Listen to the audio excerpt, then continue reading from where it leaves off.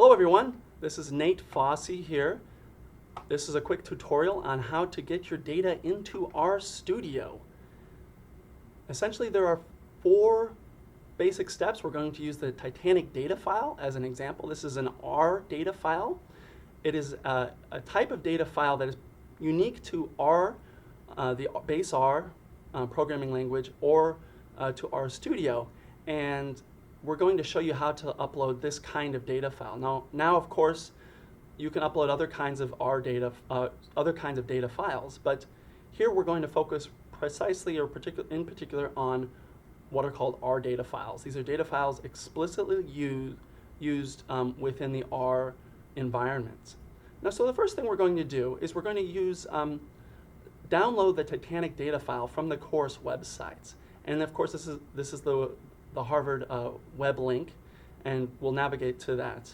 Second, what we're going to do is after we download our data file, we're going to move it to our working folder, because essentially what we want to do whenever we do any kind of data analysis is that we want to make sure that our syntax, our data analysis, and our data are in the same location. That is, that they are in the same working folder or the same working directory or current working directory, otherwise known as a present working directory. The third step we're going to do is we're going to ensure that we use RStudio as our default, because from a previous tutorial I had shown that through installing RStudio, we needed to install base R. So we also want to make sure that whenever we open any kind of R-related data file, that we're telling the computer that we want to use RStudio as the default rather than using base R. And I'll show you how to do that. And then I'm going to finally show you, after saving the data file, so first we're going to find the data file. Second, we're going to copy and paste that data file into our working directory. Third, we're going to ensure that we always open that data file using RStudio, and I'm going to show you how to do it on a PC. You essentially right-click and then select RStudio as the default software package. Fourth, we're going to open within RStudio the data file, and I'm going to show you how to open an R data file within R using both drop-down menus and also the load function. And the load function is actually in particular for R data files. So R has R data files. It can open other kinds of data files, but for now we're going to really focus on using the load function or using drop-down menus. For those of you who don't want to use syntax, I really strongly recommend just following step by step through this using the drop-down menus, and I'll show you this, and it should not take really too long. So the first thing we're going to do is we're going to find our data file. So where is this? Well, first I'm going to take you to the Canvas web page, and as you see, we've already opened to my account, so you will have to log in using your course credentials. And if you are there, then you just want to go down to quizzes, and we're going to find our first data file actually located within the first problem set. So we're going to go here we see problem set 1, Introduction to Data and to Categorical Data. So let's click on that once. We're going to scroll all the way down. You're going to hit preview, or if you're already within the already using the already taking the quiz and have saved it partially, then you just reopen it, and you want to scroll down to where you find part 2, and you see a reference to the Titanic data file, and you see a link here. And if you notice that my web browser tells me this file is labeled titanic.rdata. The capital R and the capital D, the R data suffix, that means it's a type of data file particular for R. So here, recall, if you recall from earlier, R recognizes both characters and capitalization of letters. So here, capital R and capital D actually mean this is a particular kind of file. We also have the accompanying R code for use of categorical data. And you notice that this is actually a type of syntax. So any kind of script that we open within the R environment has a suffix .r. For now, we're going to focus on this. We're just going to download this and right-click here. And we're going to, well, why don't we just we should just double-click actually. Yeah, there we go. And if you look actually on the page, I actually downloaded it twice. And then we're going to go to I'm going to right-click on my download page, and I'm going to move from my download folder, I'm going to go to step 2. After having found the Titanic data file, which of course you go to the course website, you go to quizzes, then you go to the problem set to part 2, and then you just click on the R data file for Titanic. And then you look at the drop down, you look at the downloads menu, and you should see this file right here. It should look something like this. And I just dragged and dropped this from my downloads folder, in fact. I'll show you actually. Here's my downloads folder right here. And I just basically moved it from that. And what I'm also going to do is, because we'll use this later on, since we're already here, I'm going to actually double click or single click this, and I just downloaded, if you can tell right here, I'm going to move this on screen so you can see. I downloaded the R syntax, and we're going to use that later. But for now, we're just going to really focus on loading our data into R Studio. So once we've done that, we found that from the course website. Here we see the R data file, and we're also going to move in, I'm going to move in our syntax here as well. And I'm going to delete actually a copy that I made of the R data file. Now, when we do this, the next step I recommend here, and this is just simply, I would call it sort of good data practice or data science practice, is download these data to the same working folder. And by working folder, I just simply mean your current working directory, wherever it is that you want to set your project. So here I'm going to create a new folder. I just right-clicked on my desktop, and I'm going to call this Prob-Set1. You want to keep it relatively short. It's better not to include spaces. And I'm going to just drag and drop my script, and most importantly for now, the Titanic data set here into this current working directory. And this is going to be where we have our little project. Now, as you recall, we had downloaded base R and R Studio. So now what we're going to do next is we're going to double click on this folder. And as you'll see here, I want to show to you what we have here. We have in this folder, we have both the R Titanic data sets, and I'm going to show these as icons, as large icons. You see I have the Titanic data sets and R data file, and then we have the script. Now we're going to open this, but I want to address our third point here, which is this important fact. We want to set R Studio as the default. Otherwise, if I double click this, I'll show you what happens. Keep in mind we have both installed, and I have these as desktop icons just for familiarity. I have one of the latest versions of base R, and then we have R Studio. We always want to make sure we open with R Studio.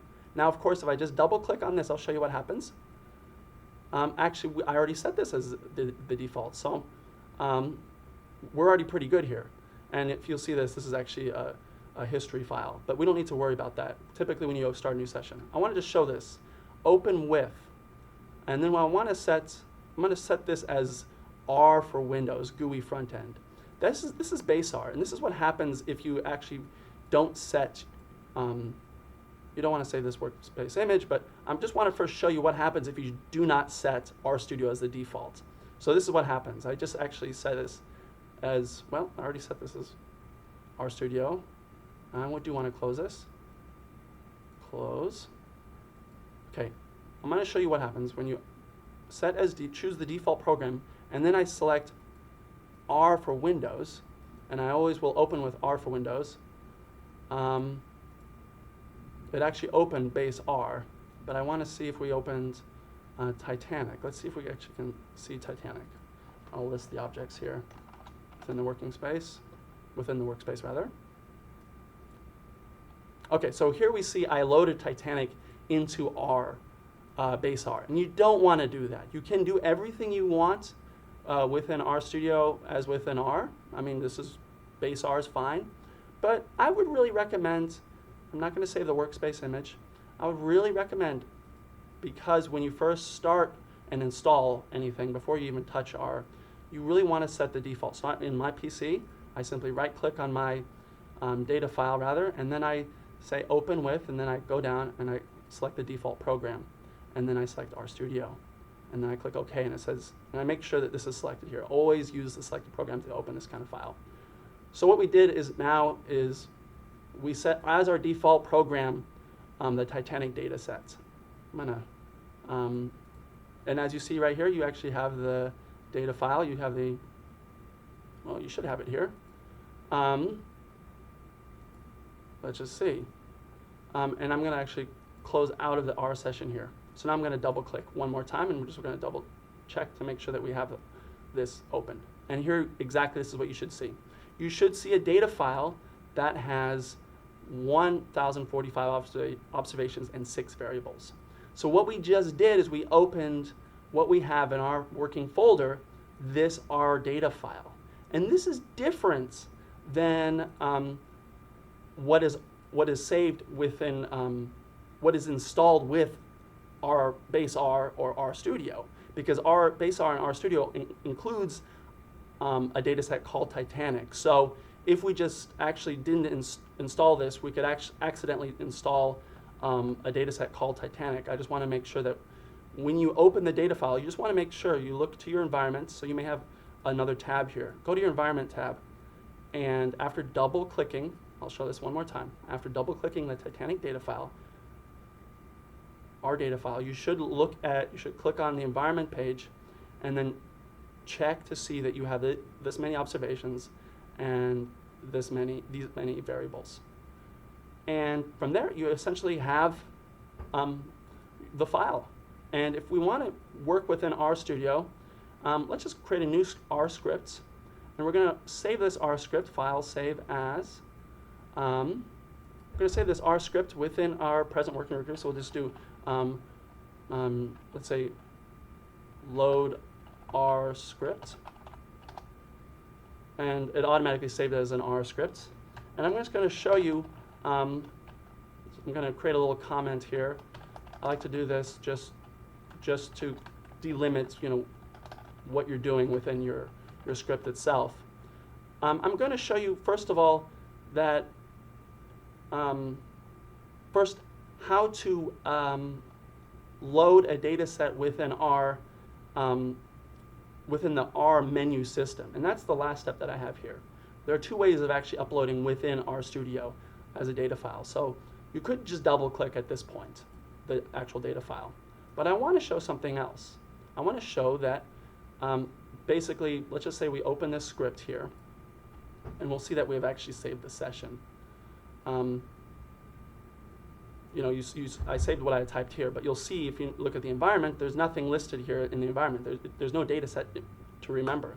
So I'm going to show you first how to use the drop-down menu to open an R data file. Second, I'm going to show you how to open a data file using what is called the load function. So first, I'm going to show you how to use the drop-down menu within RStudio. Now, recall that you could just double-click the data file, but I'm also going to show you within RStudio how to open this. You just go to the top menu, you will click Open File. Pretty easy. You find your working directory. So here we have our desktop, but let's go back to where we were before, because it actually, your default is your current working directory, or where you actually were last using RStudio. And here we see the Titanic data set. And we just click on that, and we click Open. And it's asked me, do you want to load the R data file into the global environment? And you just say yes. And look here. What R does, which is pretty nice, is with RStudio rather, is that it includes in the default the load function, which basically is, if you just sort of neglect everything up until here, this is simply your location on your computer of your folder, and then the folder name. And of course, the default here, as you'll see, you'll see that you can copy and paste this into your script. So I'm actually going to get rid of that, and I'm going to copy and paste the script itself right here. And then I'm going to show that in subsequent instances, we can actually just use the script itself rather than uploading using the drop-down menu. So I showed you how to open using the drop-down menu, but now I'm going to show you basically using the load function, which is specific to our data files.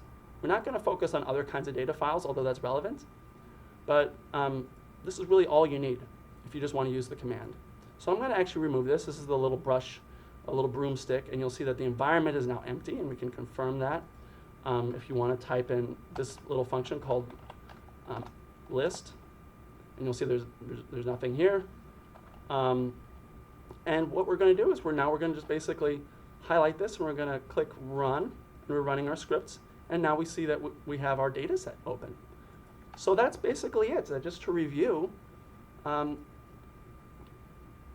what we did today was, in this little session in our 15 minutes, is we, if I can take us back to our opening page,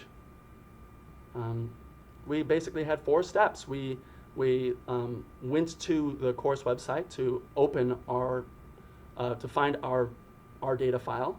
We used our script to, we created a working directory for our problem set, and then we set our default to RStudio rather than base R, and then we learned how to open an R data file either using the drop-down menu where you go to File and then you click Open, and then it asks sort of a prompt, and then I just showed you how we can open an R data file using the load function. And that's really how you get your data into R. And once you copy and paste that little command, that little bit of command, and once you set your default to RStudio, you're all good to go. And as I said before, it's really good, I think, good practice to have all of everything you need. This is an R history file, by the way. This basically means that whatever you did in your R session is saved. And this basically means that next time you open RStudio, it'll save whatever you've been doing. But I basically showed you how to get your data into R, and you should have no problem. So that's it for today. I hope this has been helpful, and thank you very much. Bye-bye.